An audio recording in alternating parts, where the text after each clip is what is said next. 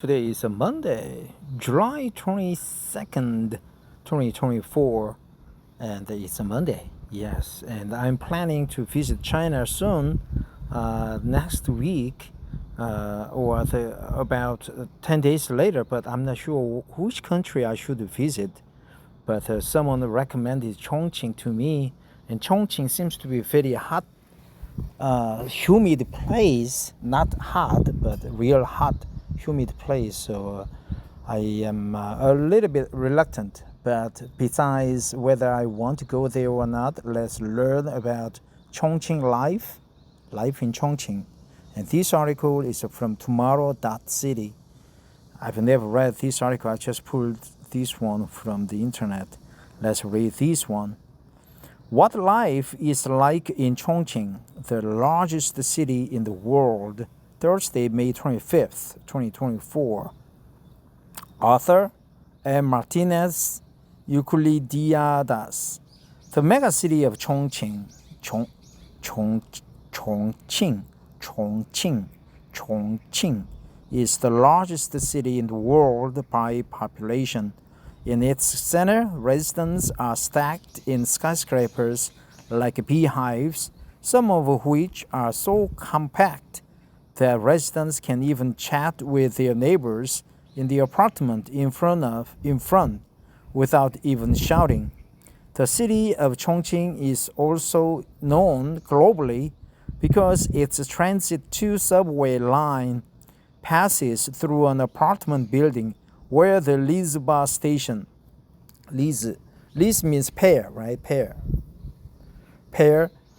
ba, I'm not sure what the ba is actually located. A building that was designed and built this way due to the lack of space. Chongqing, the world's most populous city. Chongqing is the largest city in the world by population when measured in terms of municipality, although it is in third place if it is measured in terms of metropolitan area, just behind Tokyo, 39 million people, and Jakarta, 34.5 million. Although it is a matter of terminology and geopolitical considerations, because technically Chongqing is an arbitrary demarcation accepted in 1997 with a view to greater growth of the inland city. In fact, with more than 32 million inhabitants distributed over 82,400 square meters, it is a relatively low-density city, 390 inhabitants per square kilometers, close to the density of 300 inhabitants per square meters, which is the degree of urbanization considered rural by the UN. A realistic way of looking at the city of Chongqing is like a series of villages within the same municipal demarcation.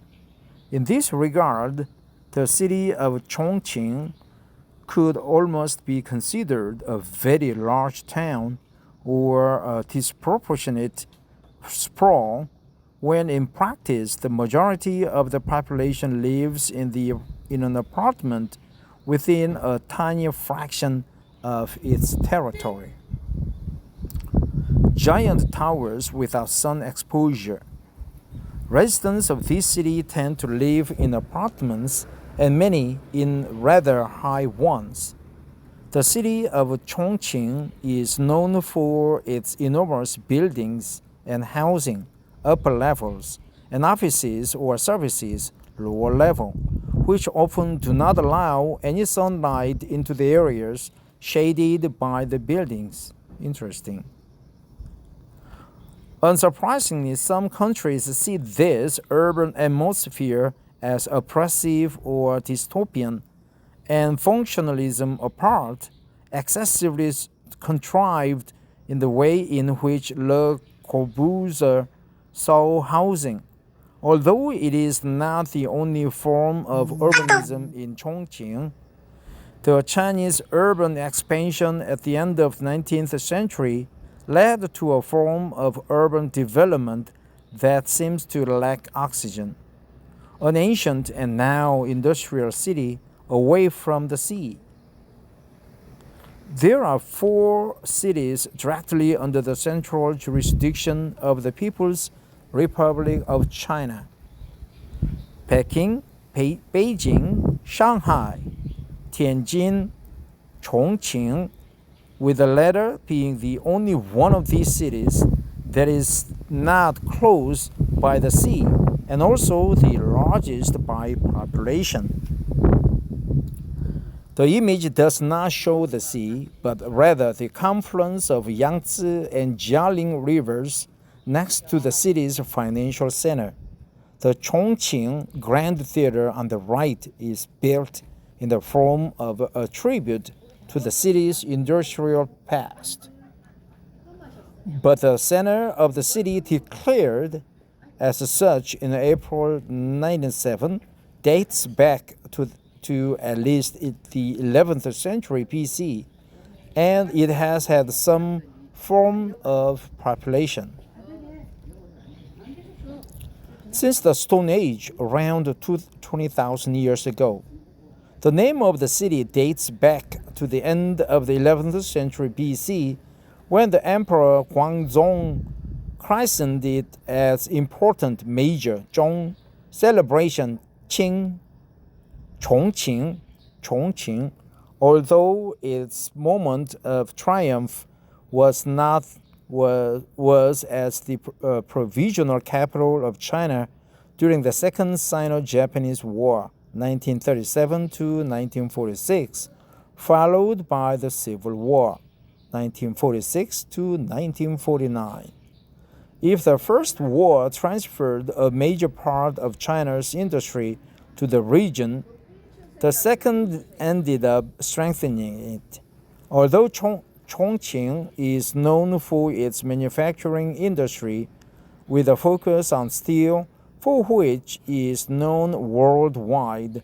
In China, for which is known worldwide.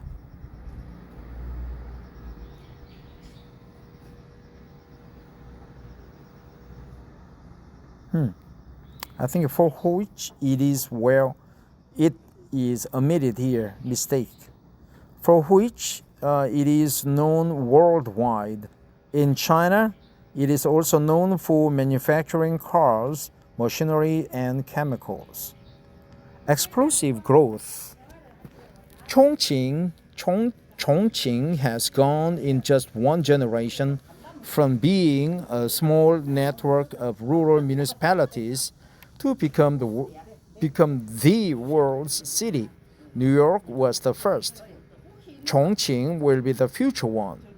It has achieved this in numerous phases and different urban designs, although the struggles of growth and density have not prevented it from repeating some of the problems experienced by cities that grew during the mid-20th century. Municipal efforts to contain pollution have often been futile. After the deployment of an infrastructure that does not function any other way. As was the case in the other rapid growth cities, peri-urban and peripheral highways have often become enclosed in a growing Chongqing, leaving behind striking images of highways as tall as skyscrapers. When Chongqing connected to the rest of China, despite its industry, Chongqing did not join China's high-speed network.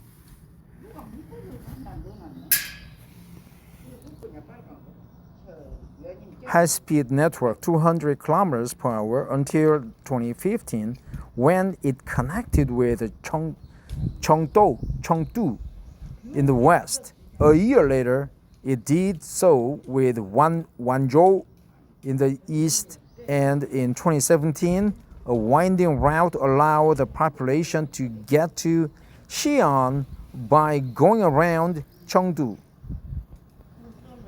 Chongqing is in the middle of China, but in a way it was notably isolated. The lines connecting the city and Zuni in the south, Wuhan in the east, and Xi'an in the north, now almost high speed, are not even 10 years old. Is Chongqing the speciest region in the world? What is the speciest? An interesting fact is that although it has been separated from Sichuan since 1997, Chongqing likes its spices, the region spices, as much as in the surrounding cities. Chongqing is famous for the use of the Sichuan peppercorn, a spice that even Mexicans find hot. This ingredient is known for its heat that creeps up on you, and it is all among the spiciest ingredients available, packing the local cuisine with a flavor.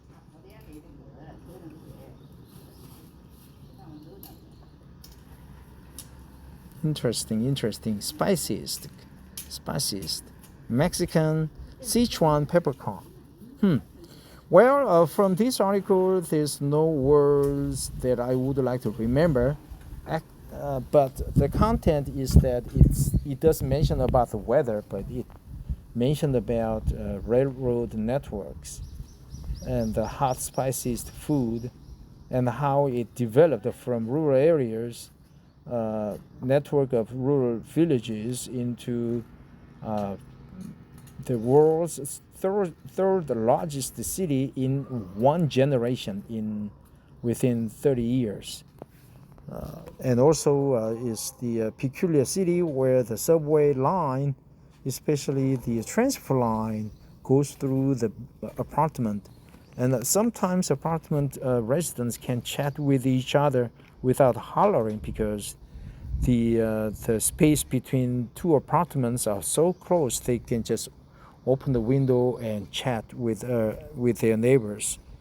Interesting city, and it is at the confluence of two rivers, Yangtze River, and some other areas. So Chongqing,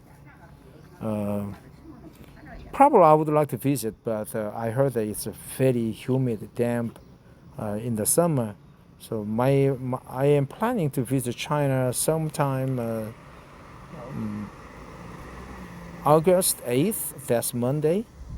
So I still have to have a ticket, but I'm a little bit hesitant. I would like to do some more research on China. As a matter of fact, I'm learning Chinese. 我学习韩语了3年了. But not sure when I would like to visit China. Well, thanks for listening. I have to go now. Have a wonderful Monday.